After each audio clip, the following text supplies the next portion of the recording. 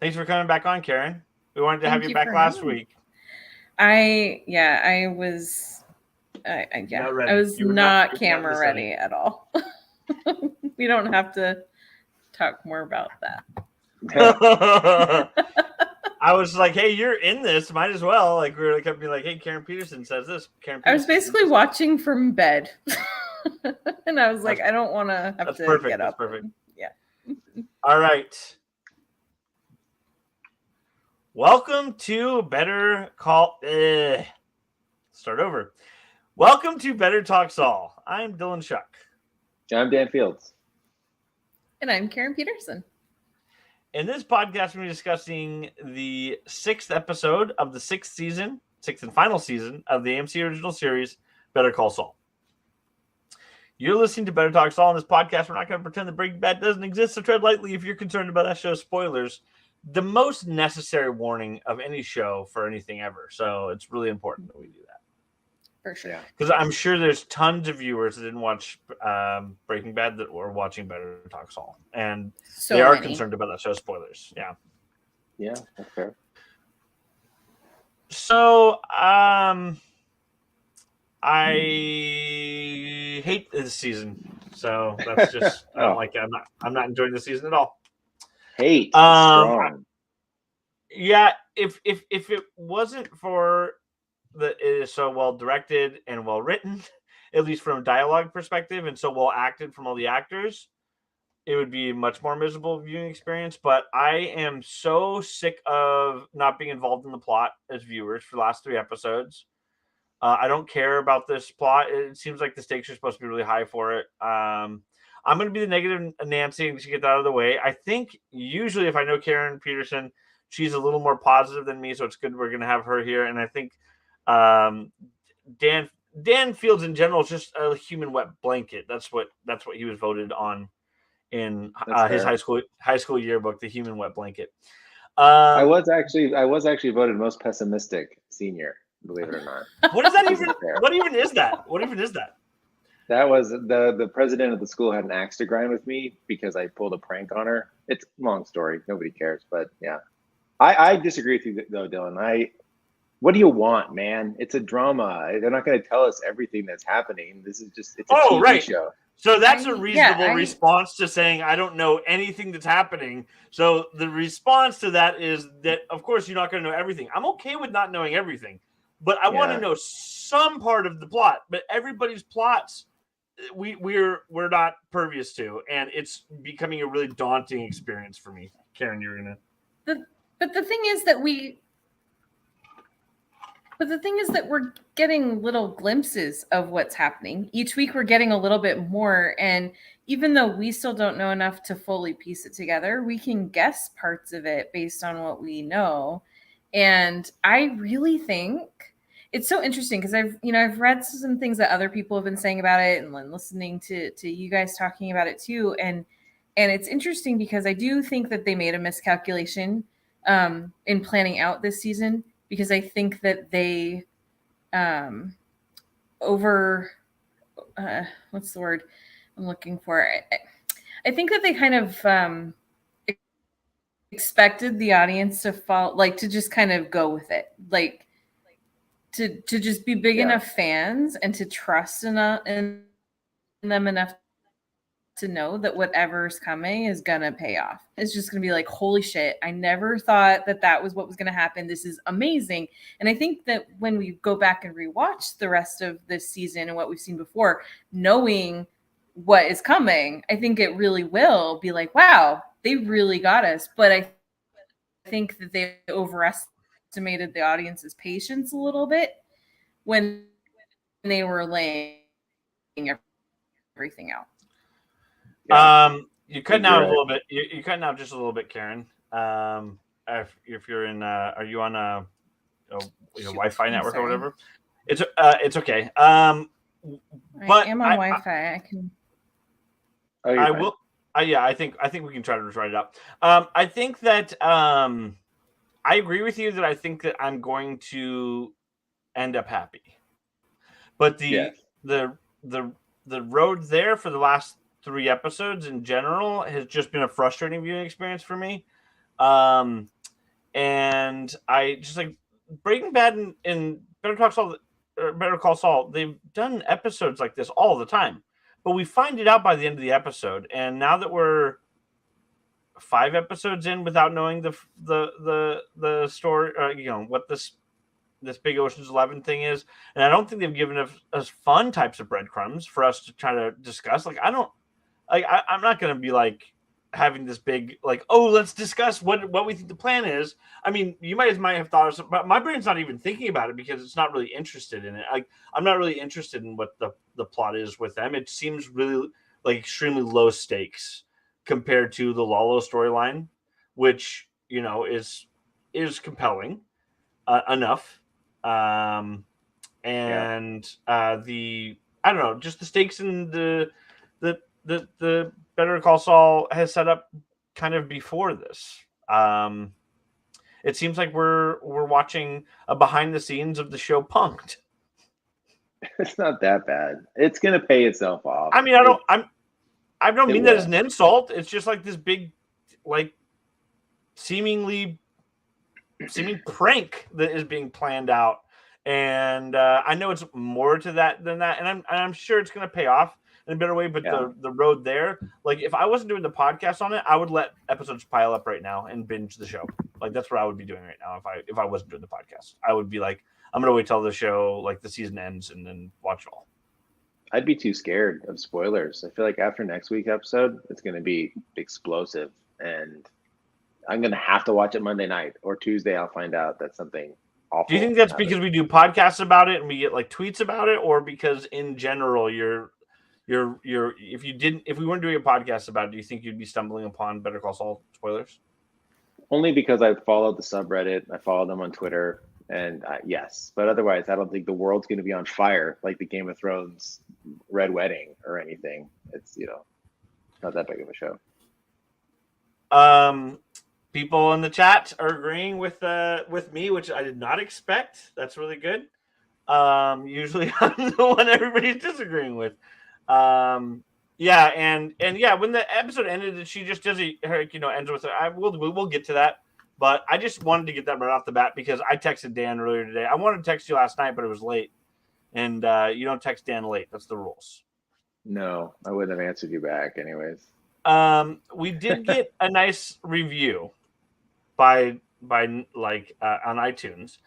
Oh. It's 5 stars, but then it says, I know it's been a while since the show has been on long hiatus, but Gus had been presented the Spice Girls to the Madrigals, so investor in season 4. Spice Girls equals German investors, Werner Ziegler, German engineer. Of course it's the Spice Girls. Yeah, that's what a lot of people are saying. I'm not saying it's wrong. I'm definitely disagreeing with, of course. Like, I think there's something to that, but lots of times in movies and TV, people just kind of space out in a scene for whatever reason. So I understand that is what the group consensus says, but maybe they actually brought that up on the Insider podcast. I don't listen to the Insider podcast ever, but I should. I just didn't want to repeat all of that on this podcast. What do you think, Karen? Is the Spice Girls moment that Gus had him realizing he has to go to Germany? And if he does, he hasn't mentioned it to Mike or anything like that.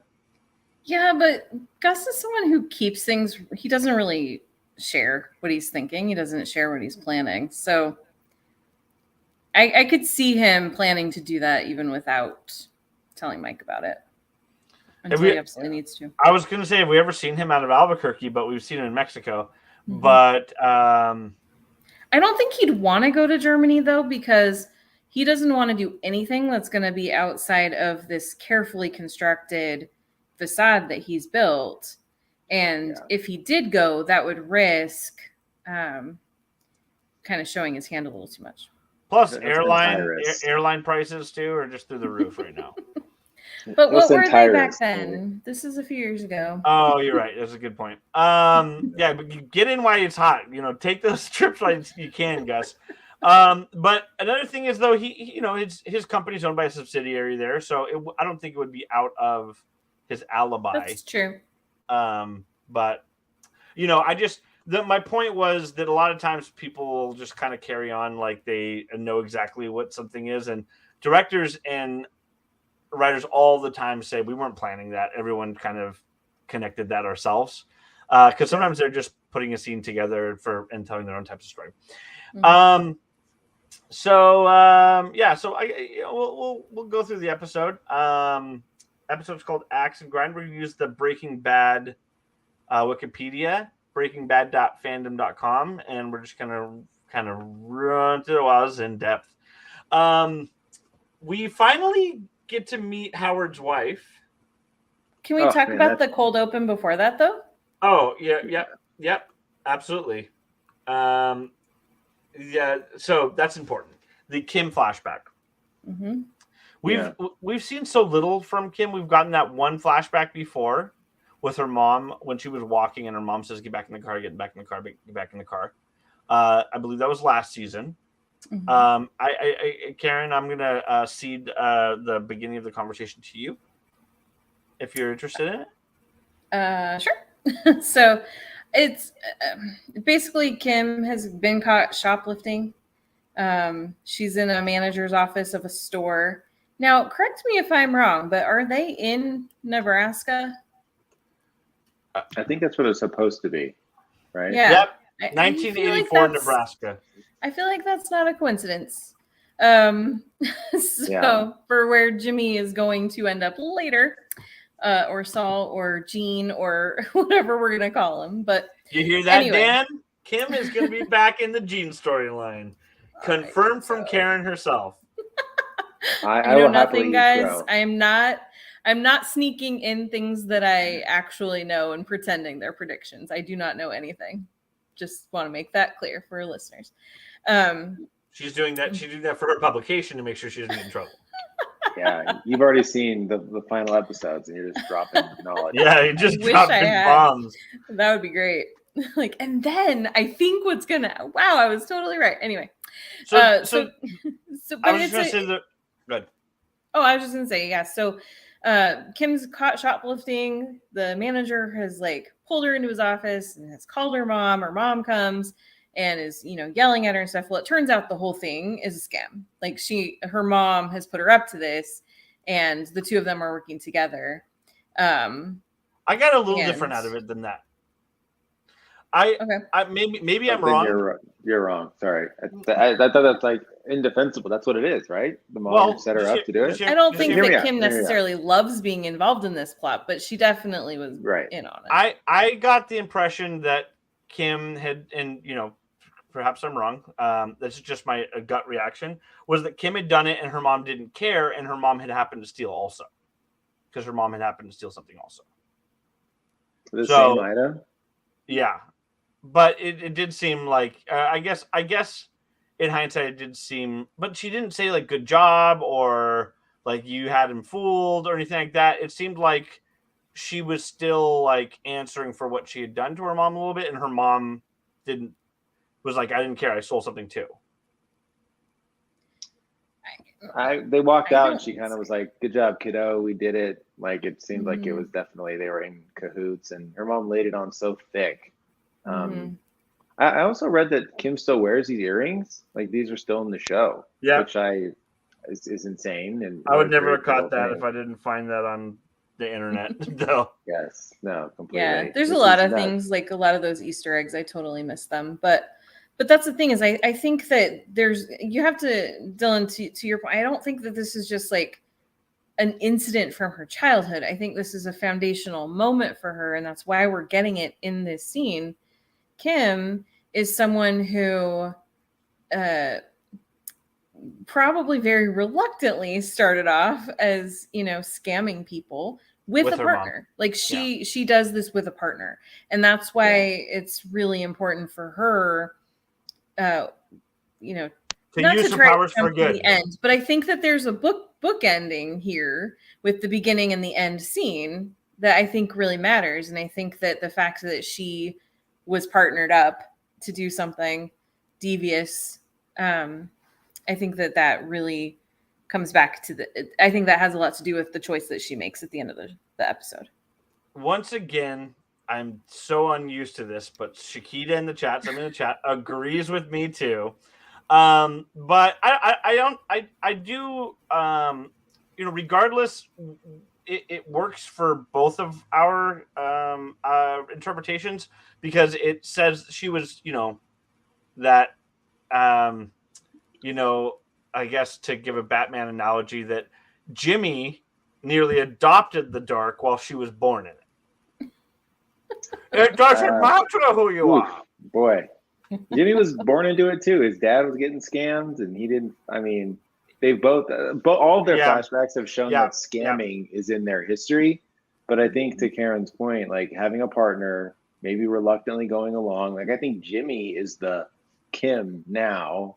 Yeah. Because Jimmy's like, hey, I don't want to do this anymore. Like he's like, look at me, I am the Kim now. I'm the Kim now. There you go. That's a good one. You redeemed yourself. That's the point. That Kim reluctantly in the beginning did it, and now she's dragging Jimmy along in a con. Do you think it's important for her to use her powers for good? Like, are we still going by the idea that she's using her powers for good right now? Because I don't know. No, I don't know. God, no. I haven't thought that for a while. I think that this show, we started off thinking this series was just going to be about Saul. It's really about both of them. And I think that Kim has, in many, like we've talked about this before, but I think Kim has many times over sort of broken bad, just on a much lower scale than someone like a Walter White. Yeah. I think they're equal. Yeah, sure. Yeah. Maybe we'll see what this big plot is. One thing I do think is that we'll find that out next week. I don't think they're going to hold that over. Yeah. Oh, but I thought that 2 episodes ago. So I am going to agree. Like, I feel like that's where they're leading because next week's the mid-season finale. Mm-hmm. It seems like I feel like this is a pacing that they've never done on either of the shows. And I mean that in a bad way. I'm sorry. But I do feel like my complaints are going to be. I have enough faith, like you were saying at the beginning. I have enough faith that I think that's going to pay off. And there's a chance I won't even remember my complaints about it. But hey, there's lots of shows. I'll remind you. Don't worry. There's a lot of shows where like it's, where they do like they lead you astray and you're like, well, Game of Thrones is going to lead me back. And then it doesn't. Right. So, and I'm not saying this is like Game of Thrones because it's obviously much more thought out and this isn't being rushed, but I think on the contrary, I think that they should be ramping things up in my opinion, in a different way. But obviously, they're trying to do something different than they've done before, and that's okay. I'm not. There's a reason that I'm sitting here on a fucking podcast talking about it and not running shows myself because they're the ones that are qualified for that. Yeah, but I also think the final 6 episodes are going to do that because there's going to be a lot of ground to cover for us to understand the full scope of Jimmy's story by the end of this. And I mean, we still have to figure out what has been going on with him in Omaha as Gene. We still need to know ultimately Kim's fate. We know some of the other folks' fate. We know about Mike, we know about Gus. So there's not future type of stuff to resolve with them, but Lalo, there's a lot that they're still gonna have to get through. So I think those final 6 episodes are going to feel really, really fast. You know what I would also argue too, because I couldn't agree more, Karen. Like these next 6 are going to be crazy, but this like mid-season split, like the writers have to. I wonder if they're annoyed by this, where they almost have to have like 2 season finales of sorts, like another cliffhanger, or do you think they just wrote it as 13 or whatever it is, or do they write it like, okay, the 6th episode we know we have to have a bit of a hook. It's a good question. I kind of think it gave them a unique challenge because imagine if they were going to have a season 6 and season 7 and they had to do 10 or 13 episodes and season 6 was this Howard plot and then 7 was wrapping things up. I think to me, what this did was force them to tighten things up a little bit. So even though, like to Dylan's point, it has felt a little bit like they're just wandering, it's not going anywhere. I think that it would have been that even more if they had a full season of this. So I think that splitting it in half the way they did gave them the opportunity to kind of cut things a little bit differently. This is a little different than like when Breaking Bad did it and Sopranos did it. because those were really kind of filmed like separate seasons because it took a year for the next bit to come out. This is a 6-week break. So it does seem like it was planned to have a break in here. I also, part of me thinks that his heart attack might have happened while filming this first part of it, and that they were going to have like a bigger delay in there, but then they pushed back the premiere. And I think this was supposed to start a little sooner. Yeah. So I feel like there was going to be a bigger break in between. I don't think it was going to be a 1 season or like a 1 year break, like it's another season. Like I don't think they were going to have a 1 year break. King bad. All right, so I do not like sick Dan. I did not like it. I'm sorry. I don't want to say on the podcast that I'm sick, but I am. Sorry. Oh. Yeah, and we are socially distanced. We are doing this thousands of miles away. So don't worry, guys. Where are you, Dan? I don't even know. I live in Northern California. I don't think we're thousands of miles That's away. Literally thousands and thousands. Okay. So yeah, let's talk about this Howard scene that broke my heart. I mean, if we're supposed to be feeling sorry for Howard right now, 1 second. I am. Sorry. Outside the store, Kim's mother dropped the facade and shows that she doesn't care about what happened. This is what the Breaking Bad wiki says. She reveals that she herself shoplifted another pair of the earrings and gives them to Kim. So they had the same interpretation that I had. She says Kim should cheer up because she got away with it. As they drive away, Kim looks out the car window restlessly. Hold on, you just think this out of all the entire store, they both happen to steal the same pair of earrings? Like that's what I thought, and that's what the Breaking Bad wiki thought, and that's what some of the people in the chat thought. But you're outnumbered because Karen and I. Sorry, you're wrong. All right, moving on. And a number of other recappers and stuff have also agreed with me and Dan. So. Sorry. Well, I think you guys rewatch it with a different lens. Who writes the Breaking Bad wiki? Who keeps that up? I have used wikis. Dylan Schuck. So many times. Yeah, this one's written by Dylan Schuck, and it actually just edited by Dylan Schuck. So 5 minutes ago. No, it actually never says. Like that's the interesting thing. It never. It never says the person. I have no idea, but we'll you don't want it to be that anyway. So Howard engages his morning routine. He makes coffee for his wife. I really like that it showed like this care and craft he put into the coffee to make a peace symbol. And all I could think is namaste. And he's trying. She just takes the mug. And just I have such a different view of that. What? Really? Well, also, and then he just pours it, or she just pours it immediately, ruining the latte art. But I'm curious on. I don't even know what stance I just took that Karen disagrees with, so I'm curious about what she's gonna say. Well, I understand what we're supposed to see from that, and I totally get it, Shakita. Too. I know that we're supposed to be feeling like, man, poor Howard. He's talking to his therapist about his marriage. He's putting in all this effort, but it's like, is he really putting an effort to his marriage, or is he doing little superficial things to try to show how much he's trying? We don't actually know what really has gone on in their marriage. We don't really know her thoughts or feelings about anything. He could be the biggest asshole in the world, and he thinks putting a peace sign in her coffee is going to make all the difference. So you were I don't think we know enough, but to me, I'm just like, there's a lot more to this story. Last time you were on, you were saying you brought up the therapy and how it seemed like he was putting effort into it, right? Like he was seeking out. Yeah, that's what we're being shown. Yeah, totally. And I still think that there is a possibility that Howard is the good guy here, but I don't know. For myself personally, I'm not going to just assume just because we're seeing his point of view that he deserves, you know, to have all this sympathy. We just don't know. It looks like he's living in like a guest house or something like that, right? Like he's not even living in their. They're definitely not having split beds like all other married people do. Something really bad happened. No, I mean, Karen, I think we're kind of both right. Like, I feel bad for him, but you're 100% accurate too that he screwed up bad. Or maybe they both did. Maybe there was infidelity. Maybe. And she could be a horrible person. It's totally possible. She could be awful too. I mean, rumor has it he's doing cocaine. He's with prostitutes all the time. Like, we don't know for sure he's not doing those things, and that's what everybody's kind of saying about him. So I'm gonna err on the side of rumors personally. I will say it's all actually true. Yeah. Sorry, Karen. I will say I think it's important to note that he makes coffee and coffee art for his wife. He makes himself tea. And I think that's going to be important to point out in a minute.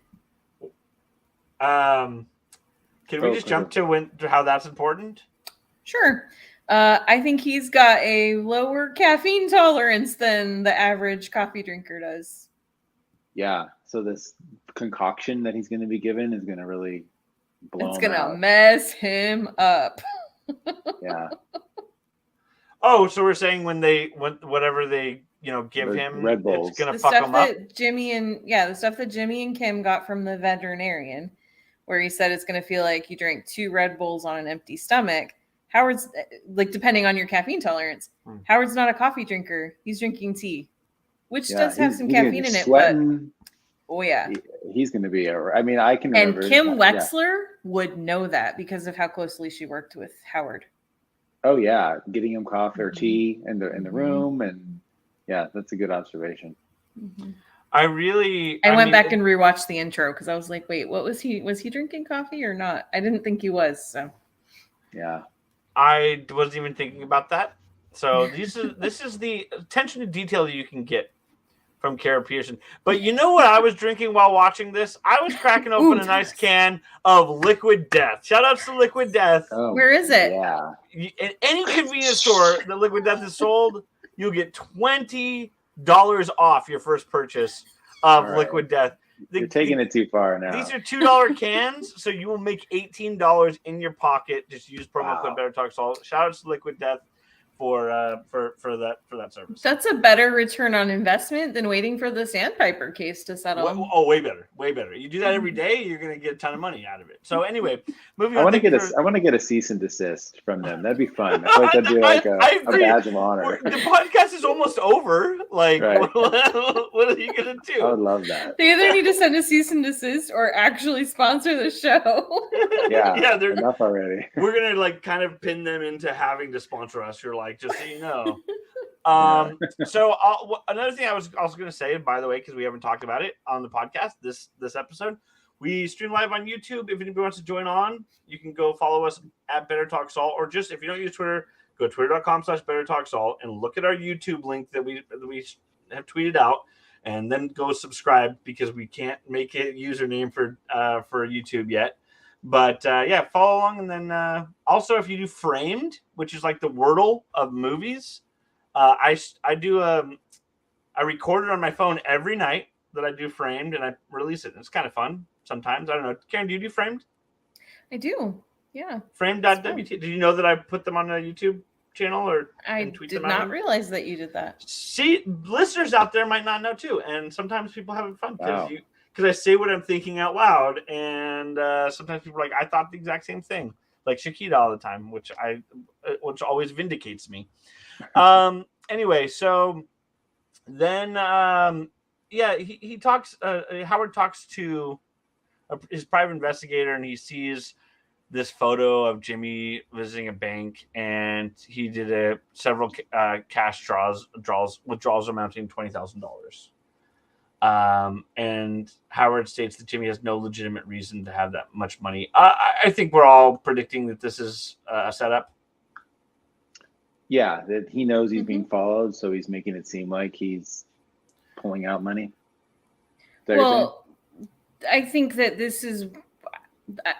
I think the reason that Kim and Jimmy did the baggie of baby powder at the gym or at the club, why they did the stealing his car thing, was so that he would hire a private investigator. Yeah. I don't think it's that they realized he would or something. I think that was part of their plan, was they intended for him to hire a private investigator so they could throw him off. Yeah. Make him think that he had, one up on him. So then we have, whenever it shows Kim in a court, it just shows her just like Yeah, She's so good. Yeah. Awesome. She's the best. Yeah. Like it just Yeah. only shows her in scenes where she's just arguing out of the fucking park. Where it will show like the defense attorney speak first, and you're like, ooh, they got this case that she can't talk her way out of. 2 sentences later, you're like, oh, what do you say now, defense attorney? Yeah, 2 seconds later, she's like, and let's just condemn the entire Albuquerque PD, Right. the state law, you as a judge. Right. Yeah, just ends it all. And Cliff Main comes in there. And Cliff questions her how she left things with Howard when she quit HHM. And he's basically asking that about HHM. He's not even suspicious of her when really it's kind of funny how she comes and just like he reveals his cards that he's falling straight into her trap. Yeah, I thought for sure he was going to confront her about the Howard thing in that scene and not offer her an incredible opportunity at a job. Right. Yeah. I didn't think he would confront her about Howard. I think that he was trying to kind of dangle a little hook there and see if she would take the opportunity to be like, actually I did see some things when I worked with him, and here are some reasons we should all be concerned. She understood not to do that, not to take that and not jump to bash, not to bash. Right, because that would because there's the chance that would get back to Howard, and that would put too much attention on her. Right now, Howard's totally focused on Jimmy. I don't think he really understands that Kim is part of this. And also, Cliff could have feeling it out to be like, is he right? Is this some sort of plot, right, or something like that? Because that's what Howard said it is, and maybe he's just like, let me see if they're gonna trash him if I talk to him, or whatever the case may be. But maybe it's like a little bit of all of it. I actually don't think Howard might be a little suspicious of Kim because it's Cliff saying, "Oh, I was having coffee with Kim," which right. He said something about that. Yeah, he did make right, but knowing Howard and knowing the way that he underestimates very smart people, I think if it were me, if I were Howard and I was thinking that through, I would think, well, that's just how Jimmy knew where to be, not that Kim was necessarily working things out and plotting with him. That's fair. Then they go and talk about it, and Jimmy's really ecstatic about it. And Shakita's right. Never bash an ex-employer, by the way. Especially not in a job interview. Exactly. Once you get the job, you can do it a little bit. So Jimmy's ecstatic, but Kim has misgivings because of the luncheon is scheduled on the same day as D-Day. And Jimmy's like, was Eisenhower at Omaha Beach? And I just loved how supportive he was in this and how much she needed that, right? She needed somebody to be supportive, and he just said it in the perfect way. And it's moments like this where you really get to see that they are really good for each other. Like that's when you see chemistry. Sometimes you see couples and you're like, there's just no chemistry here. And this is a really good chemistry situation. And then I'm gonna, not to skip along because we can still discuss this. But then they do this passionate kiss, and the best edit to the following scene, which is the axe cutting the log, I believe, if I'm getting that scene right. Yeah, there was a couple really good quick edits in this that I think really stood out. That was one of them, and then there was the guy pissing in the pot, and it switched to the cotton coming out of the big bag or something like that. I don't remember exactly in the laundromat or something like that. Mm-hmm. If I'm getting all that correct. Just real quick. So it's called D-Day. Yeah. There were a lot of casualties on D-Day. Yeah. The scene made me sad too, because they have such a nice relationship, and to know that it's gonna just be destroyed, But do we know that it's gonna be destroyed?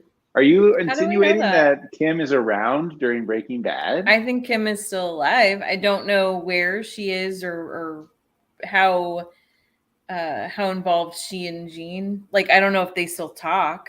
But we've already predicted she's running away with Lalo, like Clary Starling. I didn't say running away with. I said she's gonna work out a deal with him. But I really think that, I don't think that just because we don't know anything about Saul's personal life in Breaking Bad. So it's entirely possible that he and Kim were fully together during that show, and we just never heard about her, because why would we? We didn't know anything about his life. Seems unlikely, but you're right.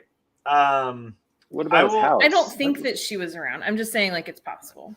Those were not Kim's panties. Those pink panties were not Kim's. We've been saying that for a long time, though. We've been saying that we're open to that. But I think, a lot of the opening scene from the season kind of dispelled some of that. I don't think she would agree to that gold-plated toilet. True. I don't think that she was still, like, living in his house in Breaking Bad. I don't. But they could have a relationship. I'm just saying that it's possible. They could still be in touch. I don't believe that Kim died, is what I'm saying. I would agree with that. We have a great listener, John for Council. Guys, if you haven't voted for John for Council yet, what are you doing with your life? I got my mail-in ballot right here. Right. You got to just vote for John.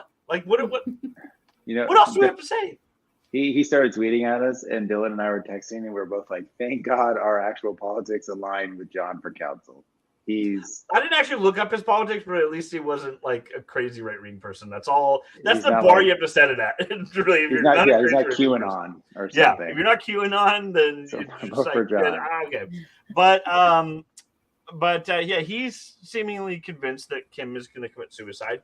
I didn't respond to the tweet because I want to talk about that in the podcast, but I just don't get that sensibility from him. This really that would be devastating, and I don't get devastation from him. I do get loneliness from him. You keep saying him. You mean from Kim? No, I mean from Saul in Breaking Bad. Right. I don't see that devastation from him. Meaning that Kim's dead. That Kim has committed suicide. Or that she's dead. Sorry. Yeah. If anything, if she is out of his life, it's almost like he is not living in regret. Now he could come home every night and drink a fucking bottle of whiskey and be like, Kim, what the fuck did I do? It's possible, but I think they're going to want to align things the way things end with the way his character seems. I could be completely wrong, but I think that if she does leave, he's going to not be overtly upset that she's gone necessarily. He might be upset with how things happened, but maybe things will end bad. But he's not. It doesn't seem like he's super. He's not remorseful. Mourning. Mourning. It doesn't seem like he's mourning. Yeah. Well, and I mean, sure, we don't see him. We don't see signs of Kim around his house in Nebraska when he's Gene, but that doesn't mean that she's not nearby. It's, there's so many things that we're getting such out of context little snapshots of moments that really it's still anybody's guess. There are so many things that are possible here that sure. I think that people keep expecting a tragic end because women in shows tend to become like this tragic sort of part of a man's story, especially when the story is centered on a man and it's, a high stakes drama. At some point, typically that means that, the woman will be brutalized or killed or something. And I feel like they're going to go in a different direction here because they don't want to just do everything that, has been done before and what everyone expects. Who's the people that can still... Howard and Kim are the only people that can show up in the Gene storyline, right? As far as major characters, yeah. Being alive. Anybody from Breaking Bad that can show up there? Like, Jesse? Jesse goes Wendy. to Nebraska? Let's see Wendy show up. Yeah. And she's like, I took this money. And then they passionately kiss, and you realize they were in love the whole time, conning everybody. Wow. But who was it the cab driver? Someone else like recognized him from Albuquerque, but had been in Breaking Bad, I thought. Or in an earlier season or something of this show. I can't remember. Not a major character, but funny thing was that book, just to kind of get to that scene also, when the vet is giving them the caffeine pills or whatever that is, or cocaine or whatever, and he's also like retiring which is I don't know. Here's what I don't like about prequels is I hate when they're giving, which I mean, Better Call Saul's kind of done. They were giving origin stories for jewelry and articles of clothing. Like I complained about Solo, how it like gave the Star Wars Han Solo prequel. It gave the origin story of the dice on his like rearview mirror or whatever. And I'm like, do we need the origin stories of the earrings and stuff like that? But I do think that it's not necessarily about the origin story of the earrings or the origin story about the ring that Saul wears, but it's more what that represents to them. Whereas opposed to Solo was, no, this is literally the origin story of an inanimate object. And on this, it's like why he carried like the what happened to him to why he carries that ring with pride, if that makes sense. Remember, what's his name's his friend in the first season? Mel. Is it Mel? Something like that. Okay. Well, I'm gonna kill myself. Marco. Let me ask you guys a question. Does Kim take the vacuum card in that scene? Is that what we're meant to believe? It looked like she slipped it back in, but we also know she's a shoplifter, so yeah. So and I'm not sure. They end up calling him. Like, does at some point Jimmy get this book because he clearly is gonna? Or I mean, I guess he asks the vet. And I felt bad for the vet too. The whole because book is their possession now. That said he was going to sell it. Yeah. So he must get it because he has the vacuum. I mean, the implication was he was going to sell that book. So I would imagine that Jimmy buys it because he also needs to buy the code so he can read it.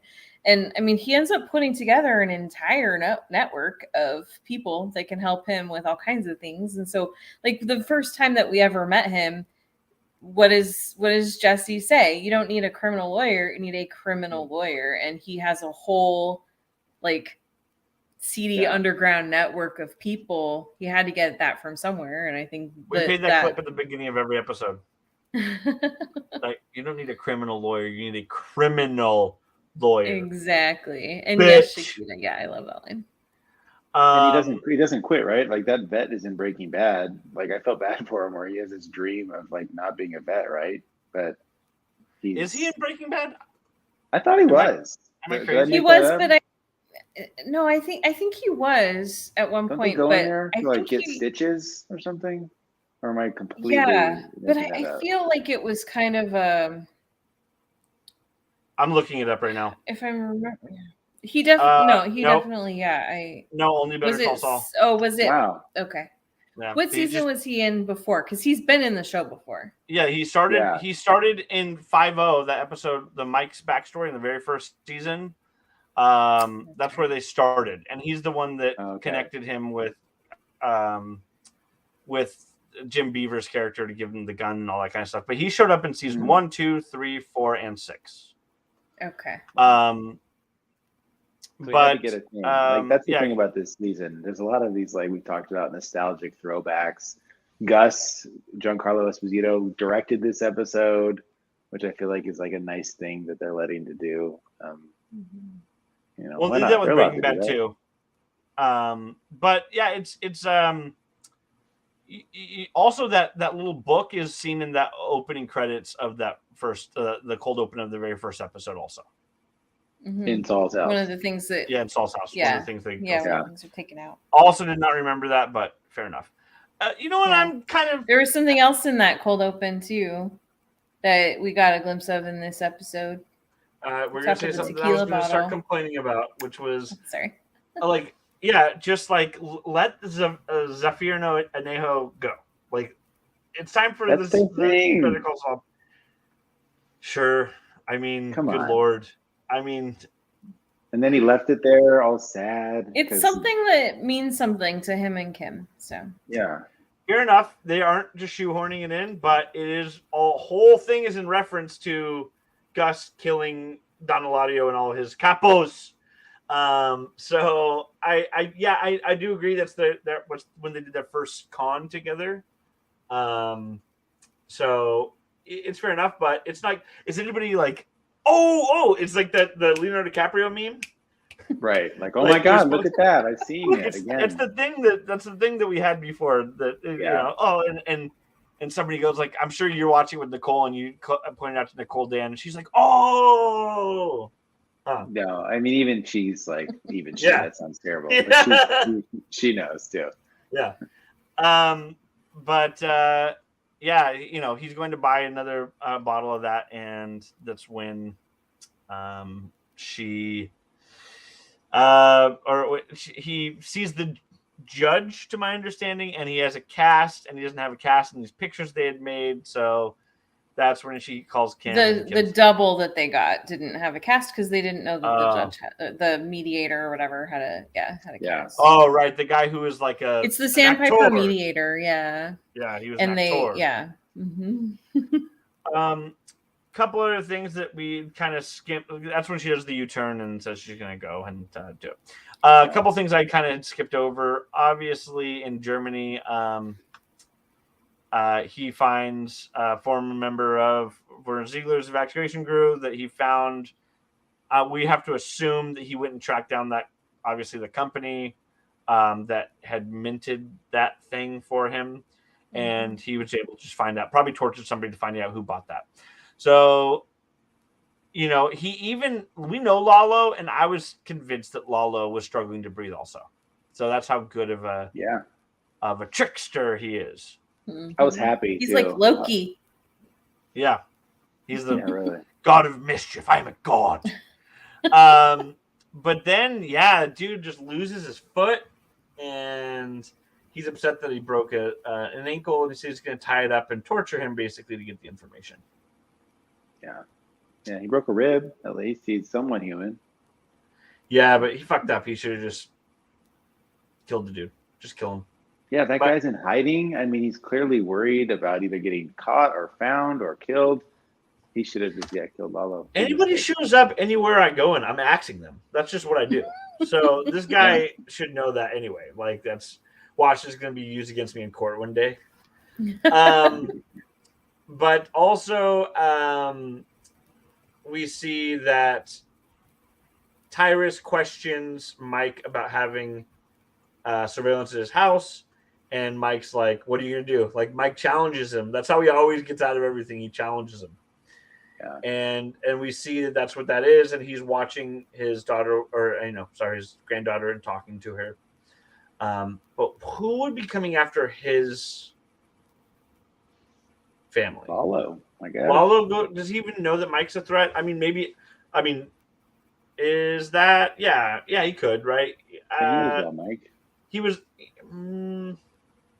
No, he doesn't. He doesn't know Mike's involved because Mike was hiding with that meeting. They specifically don't want them to know that Mike works with Gus because remember Mike was like hired to get his ass beat by Tuco. Yeah, but in the past, like Lalo has to know Mike is one of Gus's guys. No, he doesn't. That's the thing. Right? Are you sure? I'm positive because he had Tuco hire him to beat him up, and he's like, "We have to keep this a secret because they'll know they set up Tuco. Then they know that.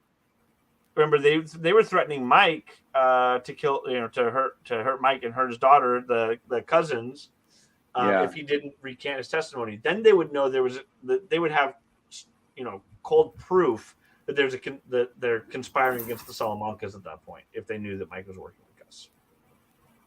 Yeah, maybe. I don't remember. Who cares?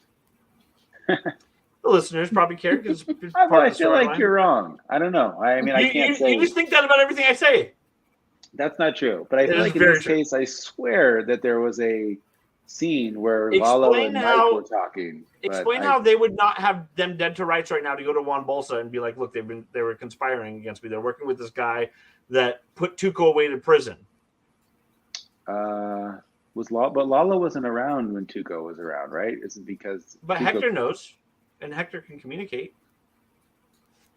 Yeah, did Hector ever met? And the cousins know. We're getting in the weeds. The cousins know, and the cousins were there at the meet with Juan Bolsa, and they want to expose. Their whole thing is they want to expose Gus. I feel like Lalo followed Mike at one point. They had That's what something. Shakita is saying. Oh yeah, thank you. Yeah, I there's something. He was following Werner, and Werner thought he talked to a Michael, and he took the phone and he immediately no. the phone. Shakita's right. And then Lalo like blasted through the parking.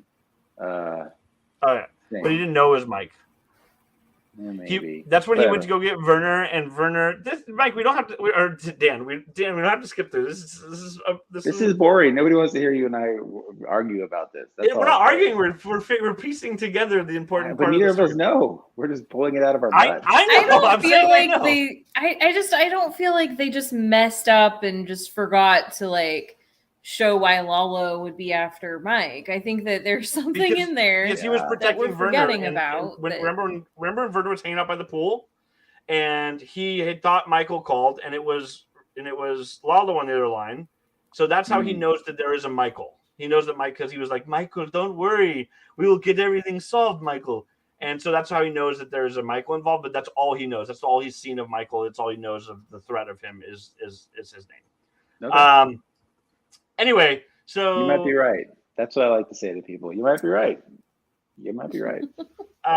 Anyway, so yeah, and Mike says that he's on a business trip when talking to Stacey and Kaylee, and yeah, that's all we got from this.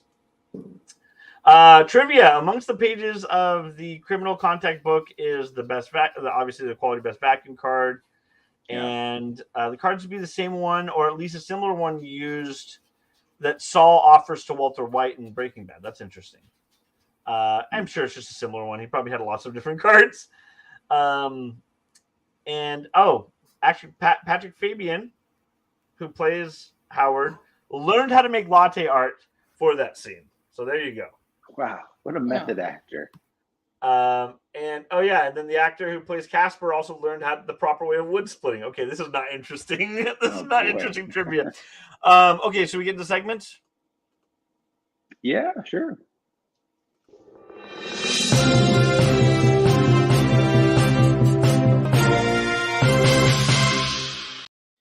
Okay, so our segments are go over our favorite parts of the episode, kind of. Let's get to the first one, which is the funniest moment. Hey, that's the funniest moment of the week.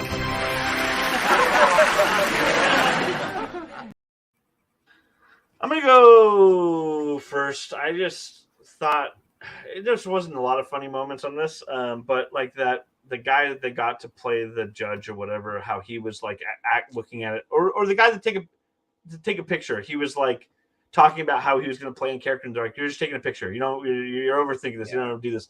Especially Jimmy, who's always like trying to work on the mise-en-scène of the film and all that kind of stuff, and then the acting and really trying to focus on that he was like, no, you're overdoing this one. But that was mine too. And that actor, I looked it up. His name's John Ennis. He is from Mr. Show. He was on Mr. Show with Bob Odenkirk and David Cross. And I'm glad that we got to see the film people again. I know we've wondered, like, who else are we going to see from the past? And they've been so funny and such a goofy part of the series that I'm really glad that they had. Yeah, they've been characters from the first season, basically. They're basically like, supporting. And he's so loyal. He doesn't have to use them anymore. And frankly, they're loyal to him too. Like, I'm sure they have better things to do than dress up an old man for some goofy photos. Yeah, same thing with Francesca too, right? Like, he's paying her more, and it's not like she didn't like him either. She doesn't like enjoy being around him. You see that? We didn't talk about that. Yeah. That was important. He pushed her to sort of do some digging. Yeah, she didn't want to do it. Yeah, that was a good scene too. That was Karen's funniest scene of the week. That's why we're talking about it now. I mean, I agree with you. There really wasn't anything that was super funny. But I did get just kind of a chuckle over how part of what Francesca, like part of the reason that she agreed to work for Saul, who she really doesn't like, is because he let her have free reign to redecorate his office, and her style does not match his clientele at all. Yeah, and she's learning that. I got a kick out of that. Why does she dislike him so much? I don't remember anything to make him that unlikable to her. I think she just sees him as just kind of a schmoozer. I don't know. I think she just Like he's not classy enough for her. She's clearly someone who appreciates, class and style and taste. That's not Saul. And she just liked Kim so much. Yeah. He's a bad second to that. And yeah. I was just gonna say, I did appreciate though that when she's congratulating Kim, like she seems really sincere. She's not like, I cannot believe you married that loser, Like she's really sweet about it. What I was going to add is they clearly change his office. He gets that gaudy constitution and columns, and so at some point he's not going to be happy with Francesca's decorating anymore. Mm-hmm. Let's go to the next one, which is the worst decision. Ladies and gentlemen, the worst decision of the week.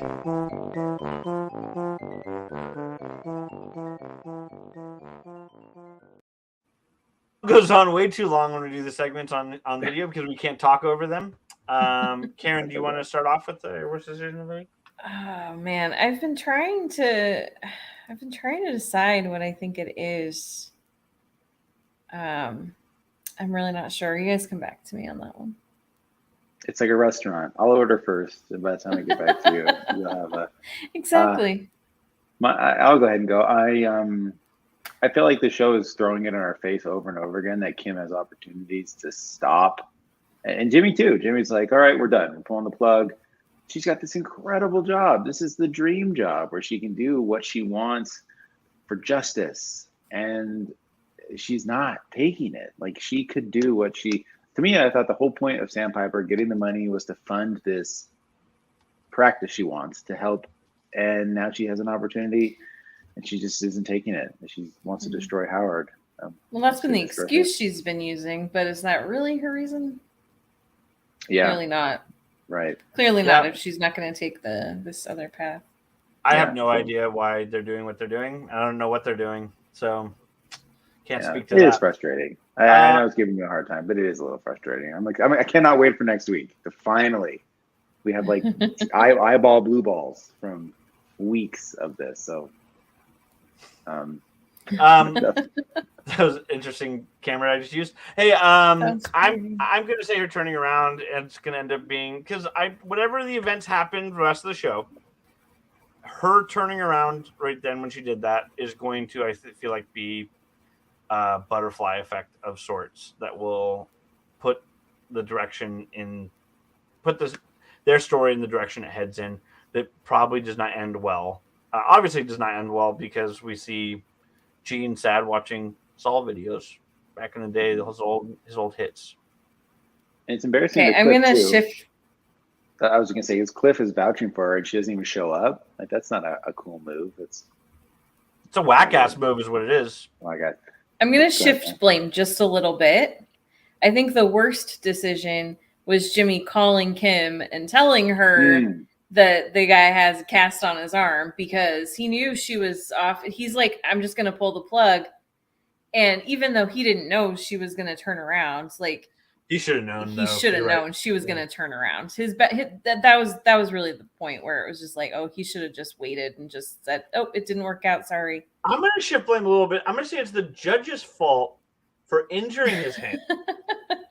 That's fair. Definitely. Yeah. I mean, when you think about that, and then also when you think about the person who invented a cast, maybe we go back and blame them. Also, we can let's get into the next one. Well, hold on a second, Karen. So, do you think that Jimmy called her to somehow? What it made me think of is if I'm like home alone, with my kids, and the dog like shits on the floor, I'm not gonna call my wife and be like, "Honey, like, why would I throw that on her?" Unless I wanted to like ruin her night, like a dick.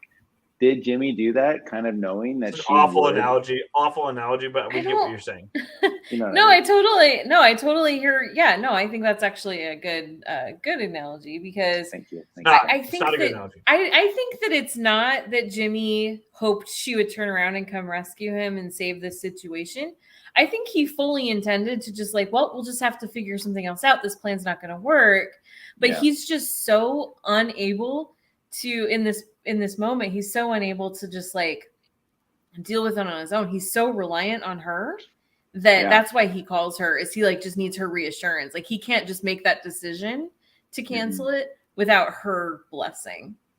Totally. So, And it's not because he's afraid of pissing her off. It's because he doesn't have the confidence in himself to make that decision.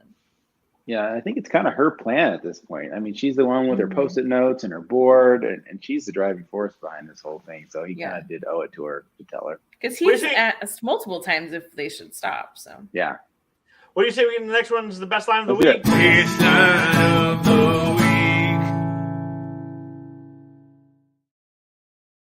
Look at you in a hurry. I love it. You're in a hurry to like get through stuff. You got to take a poop or you got a hot date. Like I have been so sick of Dan this week. Dan, you go first. My best line is related to all this. It's Kim. You know, it happens today, and and she just hit that U-turn. Sounds like some U-turn on her life. Definitely, dude. That seemed like an unsafe U-turn. I definitely seemed like she was going full speed. It's an unpaved median. There's no one coming. It's fine. We can't agree on anything this week, guys. We got in a car accident. Her and cars are not good. Right. This is true. My best line is what I said earlier, which was Eisenhower on Omaha Beach, because not just that line, but his sign of support for her and how much it seemed to mean for her. I really enjoyed that. So that's what I'm going to say. Yeah. KP.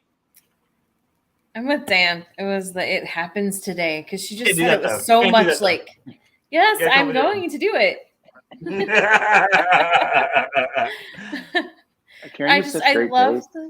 I love when you're on this. You too. But I love the way that I don't like it. But I really love the way that she says it. She's just like, no, I am not I am facing the biggest opportunity of my career, but no, I am not letting this other thing go. I've worked too hard on making this happen. This is happening. This is the only time. There's not going to be a tomorrow. It's now. Yeah. Yeah. All right, let's get to the last one, which is the prediction of the week. The prediction of the week.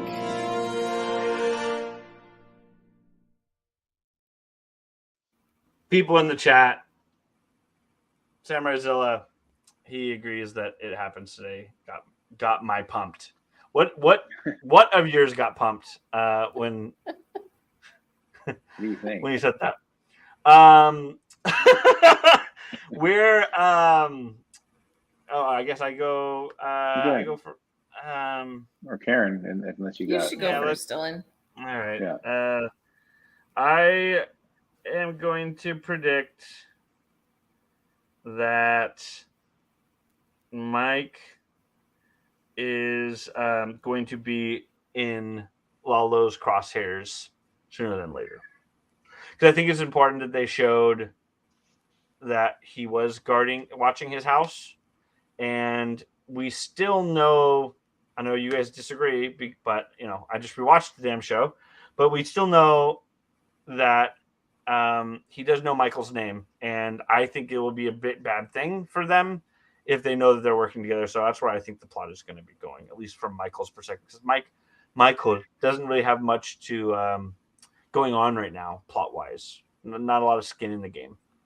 So do you think he'll go to Germany, or you think Lalo is going to somehow come back to? I just think the stories are going to somehow, who knows if Lalo might be back from Germany next episode? Who knows? Maybe they'll have like a really cool hand-to-hand like boss fight. You know how like action. I would love it. Yeah. That would actually be pretty cool. They both have a knife and they're just like both blocking each other's knives. Yeah. And he does that move where like Lalo's on top of him, the knife's like coming down to his face, and then like right at the last minute. Oh. Right, it's onto his eye, like in Mission Impossible, and then he's like this. What's your prediction of the week, Karen Peterson? Other than that, I think Kim's gonna show up and see Jean. Because I really think that's a prediction right there. That's what you mean. Other than that's a prediction. That's what is happening. I was just thinking of other things just because I've already talked about that, but that's my big one. I don't have a great one. I know, Dan. I know. Well, look, I know I'm giving you a hard time about not knowing where the show's going to go. So I was trying to focus on this like next episode. And I think the way they wrapped up Nacho really quick, it'd be kind of interesting if Kim gets in trouble. Like she's either getting disbarred Like what if her story, not to say wraps up next episode, but then the final, I mean, it's his show. Like at some point, I feel like we can't have 7 more episodes of Kim and the final episode is Kim. Like, no, like what if the Kim storyline wraps up in a couple episodes and then it's like the final 5 are how he truly becomes Saul, maybe some black and white Gene. So I guess if I'm predicting something, then maybe the Kim storyline is going to sadly wrap up here in an episode or 2. I don't predict that. I'm grasping at straws a little bit, but I think it'd be kind of cool. When do we think that, you guys have probably already talked about this, but when do we think that Walt and Jesse are going to show up? Is it going to be in the very last episode? You just got in big trouble. Oh, Karen. Dylan is he's been adamant about not mentioning it. I think everybody who's watching the show knows. Yeah. They're showing up at some point. We've given it could just be flashbacks, for all I don't know. I mean, it could be, but I kind of think I think that they are gonna show up because we don't know what he was doing in between meetings with them. Well, yeah. So I kind of think you think there's gonna be some overlap earlier than we think. Some overlap. Yeah, I think maybe a little bit. I think that would be really awesome. Mm-hmm. Yeah. 2, I think that it should. I don't know. I think it's maybe too obvious to just have it. Their meeting be, but I mean, dude, Pinkman looks so much older. Oh my God, he really does. He's so much older. So, but hey, they showed Jesse Plemons, who does not look like Todd at all anymore, in El Camino. Didn't even try to hide it. So Jesse, though, I mean, I'm watching Breaking Bad right now, and I'm on season 1, episode 3. He's like a child. He is a child. Like if he came back on, he's such a baby. We call him a child, bitch. He hasn't said bitch yet. I keep waiting for him to say bitch. Yeah, magnets, bitch. Science, bitch. That's my favorite. All right. Karen Peterson, say I'm a person listening to this. This is my first time hearing from you, which is basically impossible. But say I want to get more of you in my life. How can I do that? Well, you could go to Twitter or Instagram or Letterboxd or all 3 and follow me at Karen M. Peterson. Any other podcasts they can listen to you on or anything like that? Yes, I'm also on the Watch and Talk main show where we review movies every week. And occasionally Dylan joins us. Like very soon, I believe you're going to come back. Yeah? And Citizen Dame. And Citizen Dame, yes. 2 awesome podcasts. Could you also give your address in case somebody wants to follow you in real life? You can find me at the movies because I live there. just Dan, go to the movies, any movies, and I'm there. Yeah, just find you there drinking liquid death. Dan, sometimes on your what's Dan's rap, you choose violence. Yeah. Sometimes you choose some good stuff. There's one I commented on recently. I was like, this seems good. You didn't put remember. Fish and candy canes together like you do on some of them. Yeah, but, I'm Elf from Buddy the Elf. Yeah. You here's Skittles and steak and ranch dressing and French fries. That does not sound awful. A bunch of those actually work together just to take the Skittles out. Yeah, even the Skittles. Come on, man. Follow me on TikTok. What's in Dan's Rap, or on Twitter at Dan the Beast. And for me, you can follow me at the Dylan Schuck. That's DYLANSCHUCK. I have the title. Thank you guys for the chat. And we love to have you guys on here. Anybody who's listening to this, gotta join the chat. So much more fun to have you guys in here too. So just again, you can just go to at BetterTalkSaul. Email us at BetterTalkSaul@gmail.com. Both of those ways are a really good way to get in touch with us. And then you can also go see the YouTube channel, subscribe, do the little alert bell so it lets you know when we're going live. But I also will tweet out usually during the day on Wednesdays when we record, saying what time we're going to record at. So, Karen, will you come back on the show sometime? I would love to. What are you guys doing next week? Let's have you back on the show next week because Dan likes to have somebody to disagree with me along with him. So that's perfect. I do. I like support. We need backup. We're going to need backup.